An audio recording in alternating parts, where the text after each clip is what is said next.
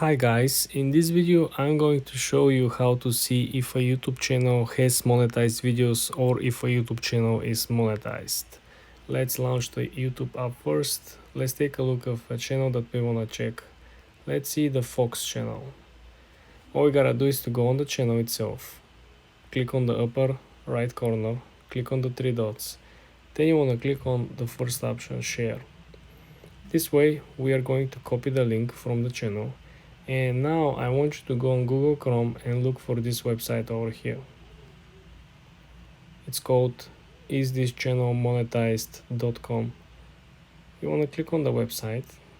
You want to scroll down to the link box. You want to paste the link. Then you want to click check monetization. The website will give us probability, will give us a number of videos that are or aren't monetized at this point.